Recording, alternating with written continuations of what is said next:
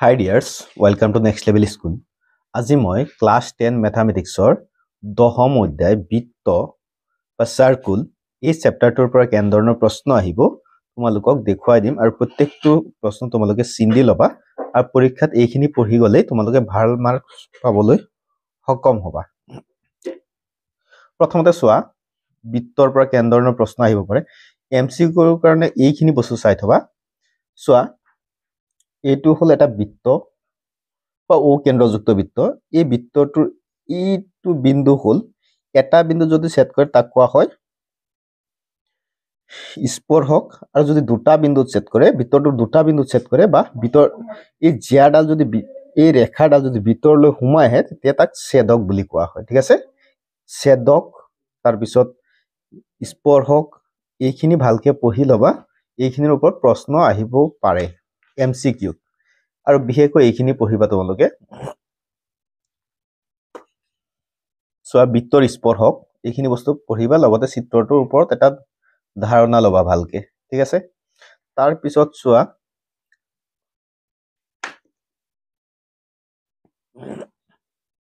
page নং 252 ত আছে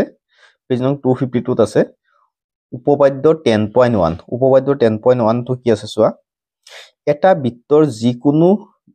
যিকোনো বিন্দুত টনা স্পৰ্শকডাল স্পৰ্শবিন্দুৰ মাজেৰে যোৱা বেহাৰ্ডৰ লম্ব এটো তোমালোকক প্ৰমাণ কৰিবলৈ আহে ভালকে চাবা তাৰ পিছত সোৱা অনুশীলনী 10.1 ৰ পৰা তোমালোকে চাবা কোৱেশ্চন নং 1 টো চাবা এটা বৃত্তৰ কিমানবোৰ স্পৰ্শক থাকিব পাৰে এমসিকিউ থাকিব পাৰে এনে ধৰণৰ প্ৰশ্নসমূহ তাৰ পিছত লগতে চাবা খালি টাই পূৰ্ণ কৰা এটা বৃত্তৰ স্পৰ্শকে ইয়াক ডেশ বিন্দুত সেট কৰে ঠিক আছে এটো চাবা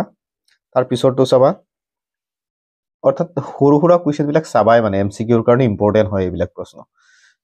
তাৰ পিছত এইফালে কোৱেশ্চন নং 3 টো চাবা তাৰ পিছত আহি যোৱা পেজ নং 254 ৰ পৰা তোমালোকে উপপাদ্য 10.2 টো চাবা ঠিক আছে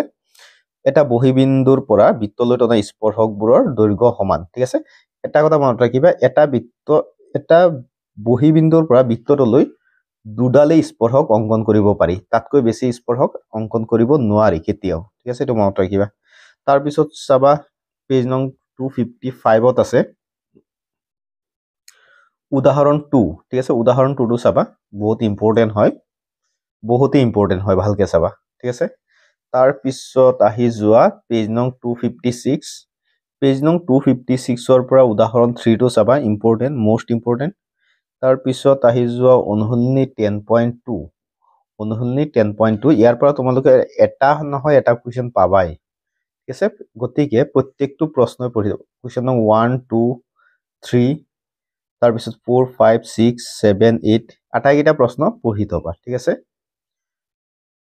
তাৰ পিছত আহি যোৱা পেজ নং 258 ৰ পৰা তোমালোকে কোৱেশ্চন নং 10 টো চাবা 11 টো চাবা বাকি আৰু চাব নালাগে ঠিক আছে এইখিনি আছিল আজিৰ ভিডিওটো যদি ভিডিওটো চাই ভাল পালা তেনে লাইক শেয়াৰ এণ্ড ধৰণৰ ভিডিওসমূহ পাই থাকিবৰ কাৰণে চেনেলটো সাবস্ক্ৰাইব কৰি ৰাখিবা আৰু যদি ইয়াৰ সমাধানসমূহ লাগে তেতিয়ালে কমেন্ট বক্সত জনাবা আৰু প্ৰায় কেইটা চেপ্টাৰৰ সমাধান ইতিমধ্যে দিয়া হৈছে বাকিখিনি দিয়াৰ চেষ্টা কৰিম অতি সোনকালে থ্যাংক ইউ